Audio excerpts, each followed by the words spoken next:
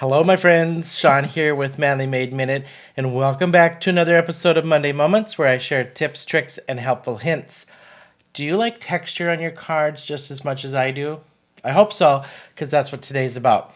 I am going to give credit where credit is due on this one, and this goes out to my fabulous friend Shalana, who is on the Brutus Monroe design team with me, and I've seen her do many cards with this technique.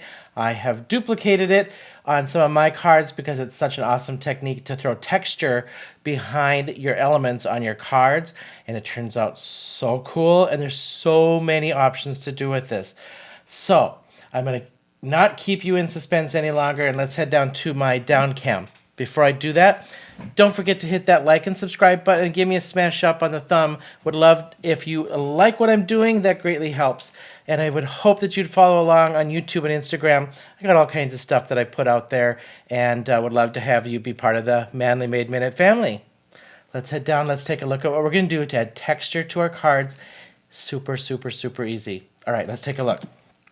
Get out your die plates. All right, so you're going to need these little puppies. Sometimes, I'm going to zoom out just a tiny bit here so we can kind of see big picture. I feel like sometimes these are underutilized as well. I'm trying to get some stuff out after doing the Card Making Stash Summit this past weekend and teaching at it, and realizing I got to get out my stuff I don't use as much either. So I like these. I don't use them like probably near enough that I should, right? So I cut out some of these. These are the ones that I cut out for this video. I'm going to be honest. Amazon plaid die cutting comes in a couple different layering die cuts. This one's Catherine Pooler, the lava lamp cover plate. Another Amazon honeycomb one. This one was Catherine Pooler. This is the flower burst one. I got out a couple just to show you that would work great too. Just anything with these. Catherine Pooler wallflowers. This one is one of my actually favorites, little roses. This is Sugar Pea Designs, floral geo cover plate. Then I got a Brutus Monroe brick die. Any of these, any cover plate will work with these. Here's some different things to do. All right, in simple terms, I cut them out on white cardstock. Here is the technique that we're going to do. You can either cut this up or you can use the scissors. I'm going to do both or rip it, whichever you want to do. So cut up with the scissors or rip it up. I'm going to cut this one just to show you. What you're going to do, you want just a section of this. And let me grab a card. I think it'll be just easier to show you on a card.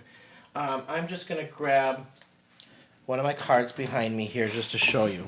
So what we're trying to do is, let's say if I could put this element on something like this. I'm just trying to place a chunk of this on my card just to get some texture behind there, right? So what I'm going to do in this one, I'm just cutting it up. Just big old rando, have fun, do something with it, right? And if I don't want it quite so even, then I'm going to cut out some of these chunks just to get some chunkiness out of this. Let's go right here. Okay? This becomes my element on the back of my card. So I'm going to place this down on my card, and then I could lay this like flower vase and stuff right over the top of that. Give me some texture behind my card. All right? Now, I don't need to cut it.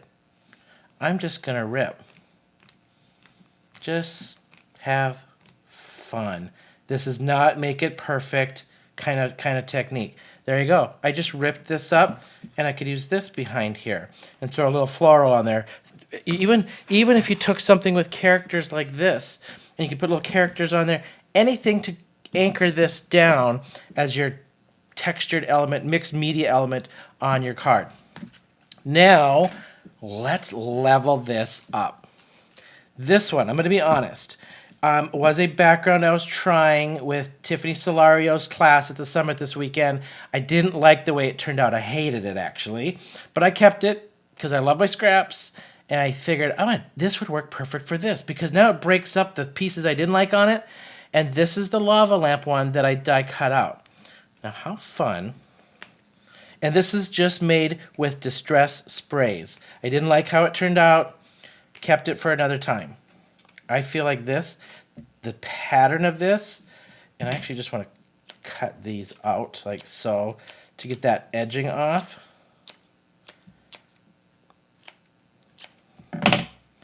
And now I'll just tear those out because I like that tear. I like the teared look. I like it, the rougher the better on how these look. And like, right? And now just watch. How cool is this for a background? Right? I'd probably glue this down in a couple spots and let this pop off my card and then anchor that down with something in the middle. Okay?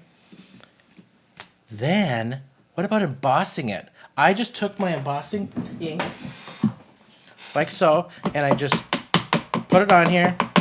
And then this one I embossed with the jade embossing powder from Brutus Monroe. And same thing. Now I've got a nice embossed kind of piece. I like the flowers of this one actually too, to throw down.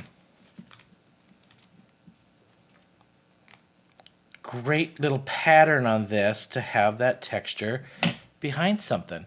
I could cut this. Now, die cut this. Use an oval or a round or any kind of die cut shape and die cut this out and have it shaped to use as your background. You don't have to have it all messy, chunky like this. Make it nice and round. Make it something pretty and still use that to anchor something down.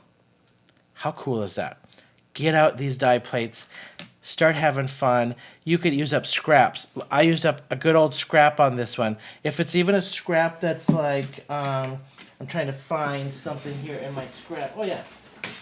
What if I had some stuff like these that aren't perfectly colored? Doesn't matter. You're going to die cut it up and it's going to break this up. Nobody's going to know what it was anyway. It's just about the color and the pattern and everything else that you want. So hopefully this gave you some ideas to get out those die plate covers, start cutting up some scraps, use pattern paper. You could use pattern paper and die cut these up and use up some of that pattern paper that's sitting in your stash. I know it is. And use this up for some nice textured backgrounds. So have fun. Get some texture on your cards. I know some of you get reserved on getting it too textury, and I don't even know how to do mixed media. This is a great way to get started in some mixed media because now you're just mixing up some different patterns and some different techniques, and you got yourself some mixed media cards to start playing with. Have fun. Thank you for hanging with me. And until next time, I'll see you then.